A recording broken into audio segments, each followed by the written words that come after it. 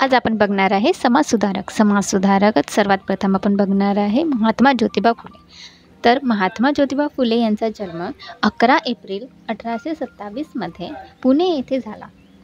त्यांचा मृत्यू 28 नोव्हेंबर 1890 पुणे येथे झाला।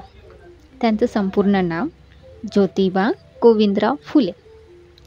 ज्योतिबांचं मूळ गाव कटगुण, जिल्हा साताऱ्यामध्ये आहे।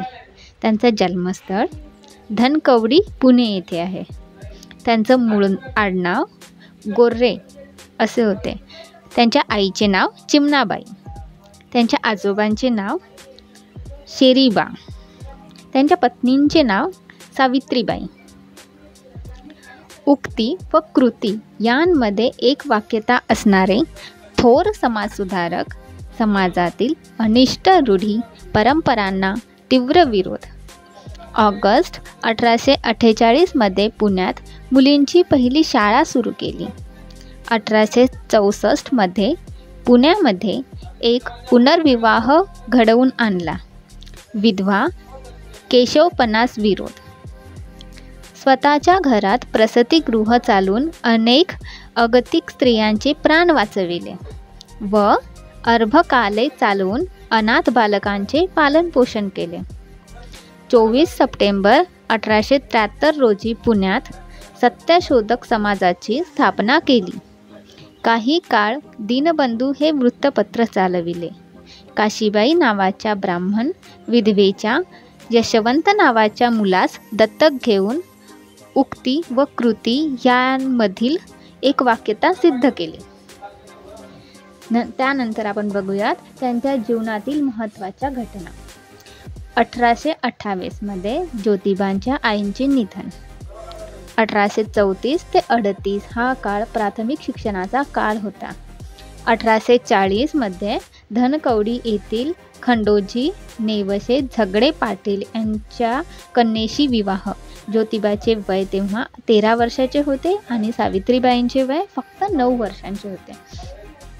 1841 ते 47 हा काळ पुण्यातील स्कॉटिश मिशन हायस्कूलमध्ये शिक्षण घेतले त्यांनी। 1847 मध्ये ज्योतिबांनी लहुजी बुवा मांग यांच्याकडून नेमबाजी व दांडपट्टा चालविण्याचे शिक्षण घेतले। 1847 मध्ये पुण्यात एका ब्राह्मण मित्राच्या लग्नाच्या मिरवणुकीत अपमान झाला होता।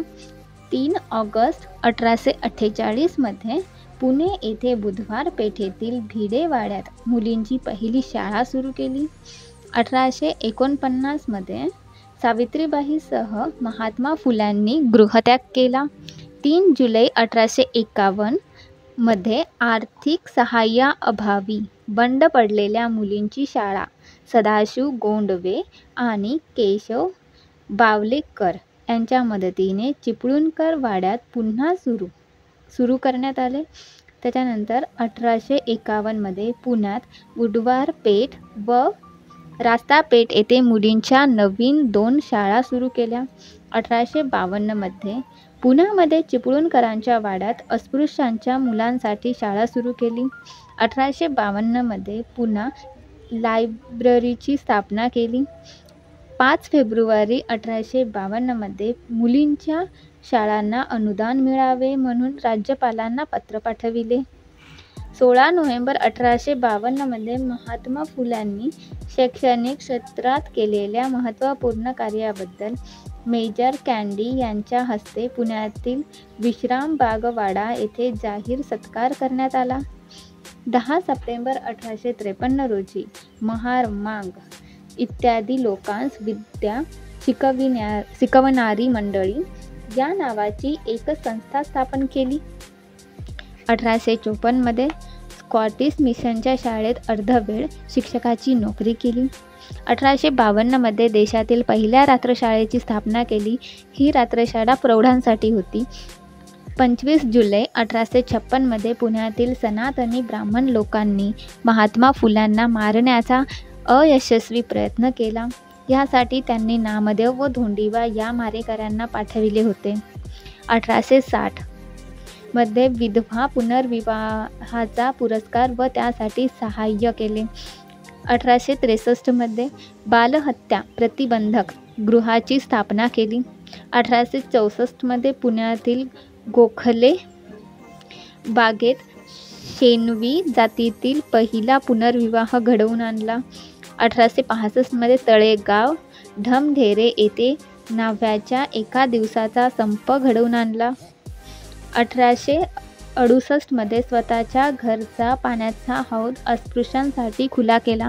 1868मध्ये महात्मा फुल्यांच्या वडिलांचा मृत्यू झाला. 1873मध्ये अस्पृश्यता निवारणासाठी जाहीरनामा काढला. 24 सप्टेंबर 1873मध्ये सत्यशोधक समाजाची स्थापना केली. त्याचं उद्देश होतं शुद्धांना साक्षर करून त्यांना ब्राह्मणाच्या पिळवणुकीपासून सोडविणे. 25 डिसेंबर 1873मध्ये सीताराम अल्हाड व राधाबाई निमकर यांचा सत्यशोधक समाजाच्या पद्धतीने पहिला विवाह लावला. 1874मध्ये काशीबाई नातू या विधवेच्या मुलास दत्तक घेतले व त्याचे नाव बदलून यशवंत ठेवले. 5 सप्टेंबर 1875मध्ये पुण्यामध्ये दयानंद सरस्वतींची मिरवणूक निघाली असता त्यात महात्मा फुल्यांनी सहभाग घेतला. 1876 ते 82मध्ये पुणे नगरपालिकेचे सदस्य होते. 1877मध्ये धनकवडी येथे दुष्काळ पीडित विद्यार्थ्यांसाठी कॅम्प उभारला. 1877मध्ये महात्मा फुलेंच्या प्रेरणेने दीनबंधू साप्ताहिक सुरू या साप्ताहिकाचे संपादन कृष्णराव भालेकर होते. त्या साप्ताहिकाचा उद्देश होता दलित व पलितांच्या दुःखांना वाचा फोडणे. 1880मध्ये भारतातील पहिली मजूर संघटना मिल हँड असोसिएशनची स्थापना मुंबई येथे करण्यात आली. त्यासाठी महात्मा फुल्यांना नरे व लोखंडे यांनी मदत केली. ऑक्टोबर 1882मध्ये हंटर समितीसमोर साक्ष दिली. यात त्यांनी प्राथमिक शिक्षण मोफत व सक्तीचे करावे ही मागणी केली. 1882 लोकमान्य टिळक व आगरकर यांची तुरुंगातून सुटका झाल्यावर त्यांचा मुंबईत जाहीर सत्कार केला. जुलै 1887 मृत्यूपत्र तयार केले. 1887मध्ये सत्यशोधक समाजातर्फे फुलेंनी नवा पुरोहित वर्ग निर्माण केला व त्या पद्धतीने ओतूर या गावी पहिले लग्न लावून दिले. 2 मार्च 1888 ड्यूक ऑफ कॅनॉटच्या सत्कार सभेला शेतकऱ्याच्या वेशात उपस्थित होते. 11 मे 1888 राव बहादूर वडेकर यांनी मुंबईच्या जनतेच्या वतीने ज्योतिबांना महात्मा ही पदवी दिली. तर आज आपण संपूर्ण महात्मा ज्योतिबा फुले यांच्याबद्दलचा समाजसुधारकबद्दलचा सर्व काही जीवनकाळ आहे तो आपण बघितलेला आहे. उद्या आपण नेक्स्ट समाजसुधारक बघूयात.